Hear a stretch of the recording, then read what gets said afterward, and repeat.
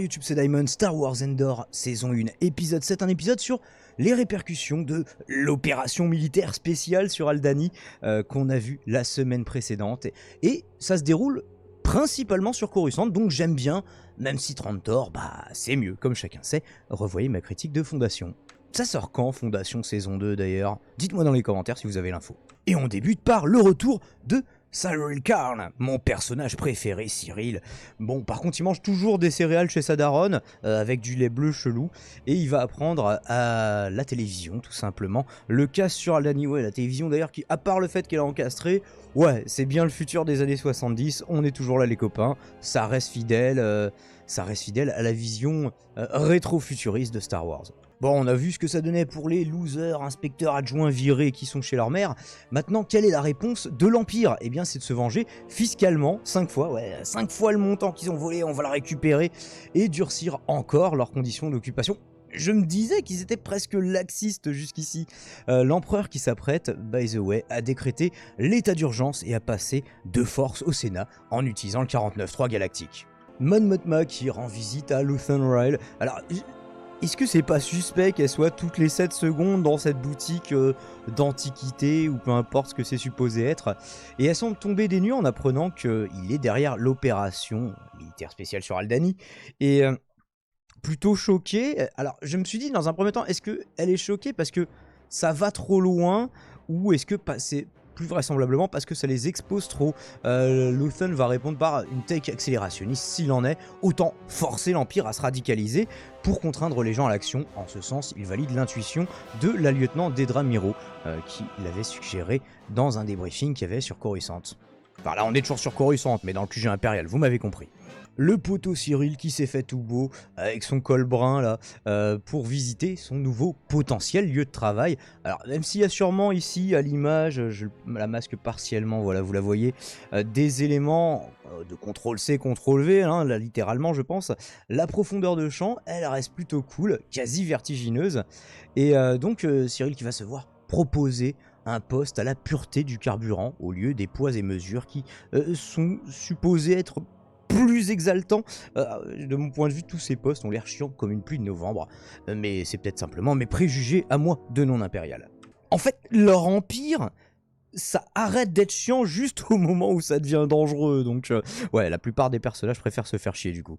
On a l'Empire qui rapplique sur Aldhani avec ses gros sabots, enfin là on voit un gros destroyer. Alors j'aime bien parce que on a tout de même le détail des 3 petits chasseurs à la droite, comme vous le voyez, du gros destroyer, les 3 petits chasseurs qui sont là quand même en escorte, et surtout ce plan nous informe que Sintakaz a survécu. Je crois qu'à un moment il y a quelqu'un qui parlera d'elle dans une conversation sur Coruscant.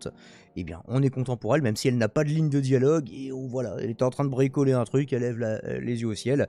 Je sais pas s'il reste astronogeek, mais globalement c'est la seule chose à laquelle elle va servir dans cet épisode. Affaire à suivre. On avait le Sartha du coup qui a réussi à se frayer un chemin jusqu'à Coruscant, qui est tout de même beaucoup plus belle gosse une fois qu'elle n'est pas recouverte de boue de terre avec des vêtements en merde séchée. Alors, mais qui est cette rebelle à qui elle parle? Je me demande si c'est pas l'assistante de Luthen, on la voit jamais vraiment bien, mais c'est peut-être elle qu'on voit en gros plan, ou peut-être que c'est un personnage que je... Il y a trop de personnages, au bout d'un moment il faut suivre, c'est compliqué. Alors elle propose de faire buter Endor en disant ouais bon bah voilà...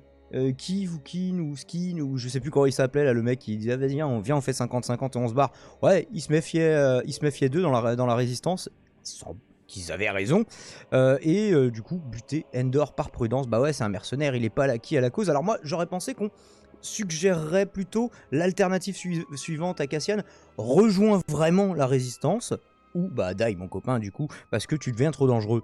Mais sachant que en fait sinon il faut buter tous les membres de la résistance, ce qui serait un peu contre-productif. Qu'est-ce que vous en pensez? Cassian du coup, qui est de retour chez sa mère adoptive sur Ferrix, enfin elle le traite comme son fils adoptif. Alors j'aime comme il salue le droïde comme un chien, une petite tape affectueuse, une petite caresse sur la tête, et il sent surtout qu'entre l'Empire et les rebelles ça va pas tarder à chauffer pour son cul vraisemblablement, et c'est pourquoi Endor propose la fuite de Ferrix Bon, on verra qu'il a fait ça un petit peu pour voilà, faire un petit coucou aux gens. Bon, bah, je vais me la chave, je vais peut-être disparaître, les gens qui même me suivent. Bon, bah, personne ne t'aime, désolé. Et à un moment, j'aurais pensé qu'au moins le droïde viendrait avec lui, il essaye de parler dans la conversation, et on lui fait allez, tais-toi. Moi, je voulais savoir ce que le droïde a à dire. Qu'est-ce que c'est que ce spécisme-là? Back to Coruscant et sur Mon Mothma qui explique à un pote banquier, c'est toujours pratique d'avoir des potes banquiers, qu'elle n'est pas juste la sénatrice polie et un peu chiante que tout le monde croit connaître. Bon, mieux vaut que t'en saches le moins possible dans ton propre intérêt. En fait, elle cherche surtout à débloquer ses fonds personnels officiellement pour du caritatif. Alors pourquoi son patrimoine est immobilisé comme ça, littéralement? Je ne sais pas.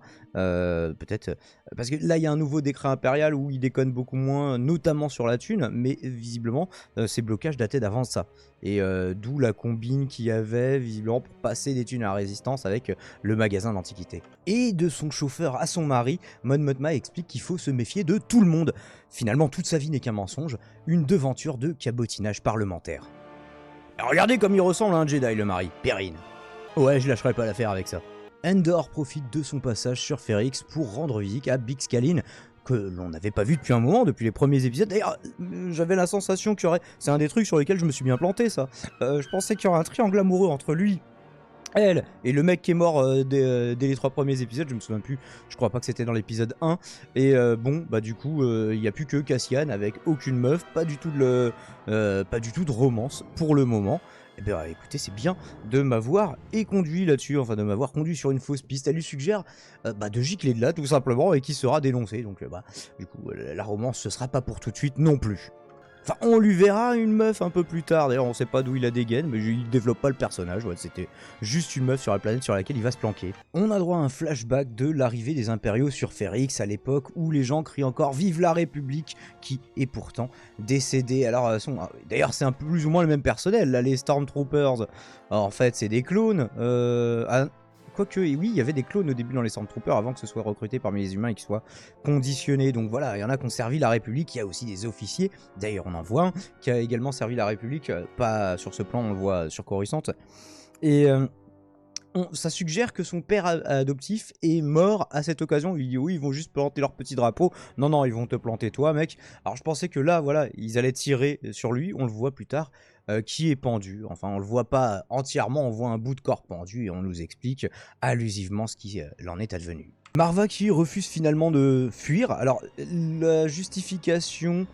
c'est bizarre parce qu'à la base, elle a pas dit d'emblée si c'était une conviction si forte. Non, moi jamais, hors de question, Ferrix c'est ma life, Ferrix je vais y résister. Et donc c'est ça la justification, c'est ouais, si je reste pas en gros, ouais, comment on va résister à l'Empire, tu vois, c'est...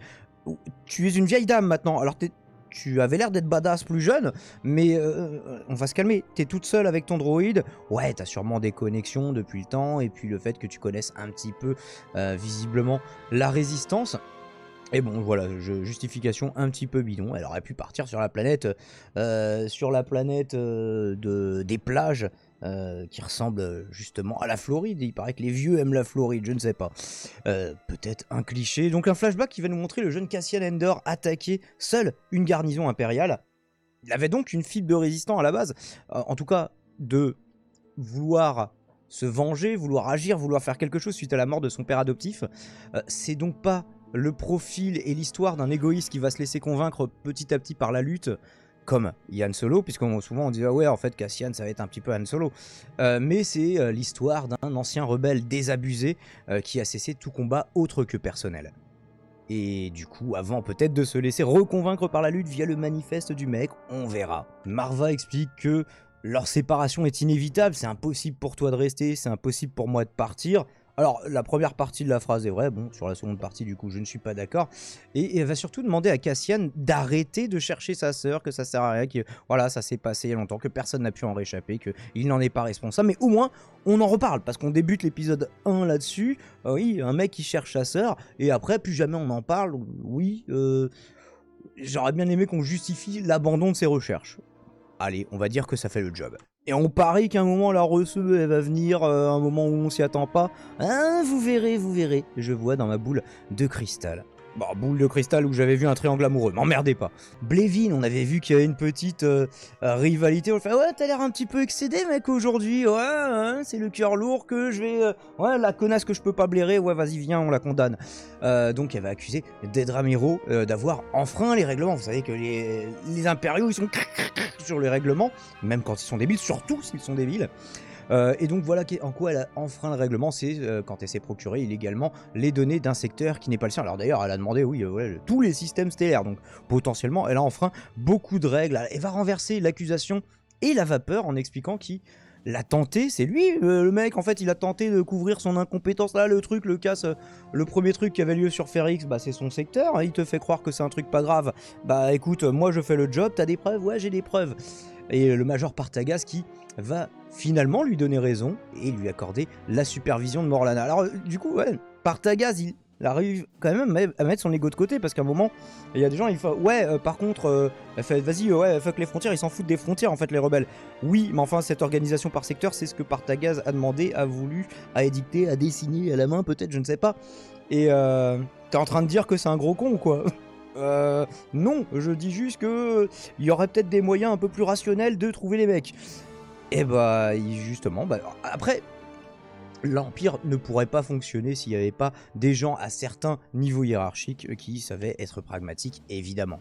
On change de planète et j'imagine qu'il y a une petite ellipse temporelle qui l'accompagne pour aller sur Niamos, où l'on est accueilli par des plages bordées de palmiers et une musique aussi étrange que cool qui remettront au générique de fin. Et j'ai pas pensé à la chasamer, mais allez le faire et allez la réécouter si vous aimez les sonorités électroniques et un petit peu étranges. Moi ça me rappelle la chaîne FH Inc. This is how the future sounds. Genre bon, ça se la pète un petit peu, genre ouais nous on est trop dans le turfu niveau son. Et bon ils ont arrêté vers 2015, 2016, 2017, je ne sais plus. Mais allez jeter un petit coup d'œil à cette chaîne, elle est vraiment bien, même s'il n'y a plus de musique qui sort. Celle qui est encore dispo reste cool. Donc voilà, il y a bien une romance, mais il n'y a pas du tout de triangulation. On ne connaît même pas le nom de cette personne d'ailleurs, je ne crois pas. Alors, en tout cas, elle ne connaît pas celui de Cassian Andor qui a pris le pli. Bon bah voilà, je vais me faire appeler d'un autre nom à chaque fois. J'aime bien comment elle est foutue, leur douche, et j'aime bien aussi le plan où quitte à péter un quatrième mur, bah là ils ne le pètent pas eux, mais en tout cas j'imagine que l'appartement n'est pas foutu comme ça, avec juste un demi-mur entre les deux, et voilà, je trouve ça plutôt sympa visuellement. Alors il va tripoter un truc dans une caisse, il va prendre des plaques, il va le remettre au-dessus de la douche, on sait pas exactement ce que c'est, et on n'aura pas dans cet épisode l'occasion de vérifier ce qu'il comptait en faire plus tard, puisqu'il va être arrêté. Non mais regardez-moi ce comportement de mec parano, fuyard. Si vous êtes un condé de l'espace dans Star Wars, avouez si vous êtes un condé de l'Empire, vous le contrôlez direct. Moi je le contrôle direct le mec. Bon, son comportement suspect, c'est un humain qui le détecte, mais c'est un droïde qui prend le relais. Ouais, bon, il y a un petit passage un peu marrant. Ouais, il m'avait dit juste de me surveiller. Ouais, d'accord, je te pends donc. Non, surveiller, je pends. Donc, oui, voilà. Est-ce qu'ils ont une programmation qui les rend un peu plus vénères, ces droïdes? Je sais pas si on les avait déjà vus. Et donc, en vrai, donc, moi, ouais, j'aurais fait comme lui, je l'aurais contrôlé. Il sait pas du tout se la jouer, vous savez, comme si de rien n'était. Ce mec-là, dans le 93, avec la BAC, mais il aurait survécu 15 secondes, hein, littéralement. Je me souviens que il y a prescription que par exemple quand on se baladait avec, alors pas dans les endroits où ça c'était pas dans les endroits où on connaissait la BAC et qui nous contrôlait tous les jours évidemment, c'est comme ça le 93, mais par exemple sur Paris littéralement ou sur d'autres villes, quand on avait je sais pas un petit bout de shit dans la poche, c'est très mal, ne fumez jamais, ne consommez jamais de drogue, c'est très très mal pour le multivers, vous le savez. Et avec un pote, soit on avait des discussions de diversion, soit carrément, alors moi ça je le faisais plus quand j'étais tout seul parce que j'avais pas trop confiance de la part de potes, quand je voyais des flics commencer à contrôler des gens, moi j'allais vers eux pour leur demander un renseignement, genre excusez-moi de vous déranger, est-ce que vous sauriez comment je peux trouver tel arrêt de métro et tout. Et là les mecs ils se disent le mec il vient vers moi, il n'est pas suspect. Le mec fait exactement l'inverse, je jette des coups d'œil toutes les demi-secondes par-dessus mon épaule et dès que j'ai l'occasion je change de direction et je cours. Mais il ne court pas, en plus il y avait déjà des gens qui fuyaient, donc il aurait dû se poser, commencer je sais pas, se taper un petit sandwich tranquillement, demander à un condé s'il connaît le restaurant le plus proche. Voilà, c'est ça qu'il faut faire, Cassian Andor. Dans la Résistance, Bah, on sait que, j'allais dire, tu vas pas faire long feu, on sait qu'il va au moins durer jusqu'à Rogue One, mais voilà, il est en scénarium à partir de là. Allez, comparution immédiate là pour ce connard là, Cassian du coup qui va manger 6 ans au lieu de... Voilà, il dit, oh, vous partiez sur 6 mois, allez, oh 6 ans. Voilà, on fait x12 parce que tu m'as parlé, j'ai pas aimé. Normalement, voilà, on n'ouvre pas la bouche, on n'a pas le droit de se défendre, il n'y a pas d'avocat, donc parodie de jugement, tant sévère qu'expéditif. On en avait vu un juste avant où le mec, voilà, on n'essaie pas de prouver quoi que ce soit, on dit des charges, même bidon, et le mec il mange le maximum. Est-ce que c'était aussi vénère avant les nouvelles règles édictées par l'empereur? Je sais pas. J'aurais bien aimé, voilà, voir un truc en double aveugle dans un univers contrôle où où il n'y aurait pas eu le casse pour voir est-ce que il se serait fait défoncer la gueule autant, juridiquement parlant. Alors je sais pas trop pourquoi là on voit il y a une sorte de ventilateur à droite du pupitre, pourquoi est-ce qu'on a fait une telle fixette dessus. Alors après on sait que Star Wars des fois aime bien, l'univers de Star Wars, faire un focus, un gros plan sur un objet vraiment anodin du quotidien. Souvenez-vous dans la prélogie, dans la post-logie dans l'épisode 7, il y avait la même chose sur un fer à repasser. Alors après ça faisait le lien avec un vaisseau vu que ça avait à peu près la même forme, histoire de répondre aux accusations de ah ouais vos vaisseaux ils ressemblent un peu à des fers à repasser, c'est vrai. Et alors mon copain, le nouveau boulot de Cyril, donc qui a pas l'air très enthousiasmant, vous avez cet open space un peu énervé, normalement voilà quand on est 15-20 dans la pièce déjà c'est beaucoup, là ils ont l'air d'être des centaines limite. Est-ce que ce nouveau boulot, alors qu'il est sur la pureté du carburant, ça va le ramener sur la piste d'Endor? Souvenez-vous à quel point il le fixait en holo, à quel point il s'était imprégné de son image dans sa tête. Je le vois difficilement arrêter de poursuivre cette piste, surtout que maintenant que Endor s'est fait coffrer, même sous une autre identité, j'imagine qu'ils ont pris une photo, voilà, allez, sur le profil, l'autre profil de face. Est-ce que c'est comme ça dans l'Empire aussi? Je ne sais pas. Mais en tout cas, moi je prends le pari qu'à un moment, ça va remonter aux oreilles de Cyril et que le mec va dire attendez l'Empire, moi je connais ce gars, donnez-moi un uniforme, donnez-moi un grade, je vais m'en occuper. En tout cas, j'espère pour lui que c'est ce qui va se passer parce qu'on en a marre de le voir bouffer des céréales. Bref, c'est l'heure d'une conclusion. Conclusion en épisode qui se tient à tous les niveaux, je trouve, cette semaine, même en termes de rythme, grâce aux fréquents changements de planète, de focus, de personnes, et surtout la fourmilière impériale qui se met enfin en branle. Alors, je me demande toutefois sur quoi il compte finir la saison. On est un petit peu plus de la moitié, il y aura 12 épisodes, sachant donc du coup qu'il en reste 5. Et bon, écoutez, j'attends vos théories, vos retours sur cet épisode. Est-ce que vous l'avez préféré au précédent? Il y avait moins de jolies choses que la semaine dernière. Il y avait moins de move, move, go, go, faster, faster. Les gens, ils étaient vénères que je kiffe pas. Désolé.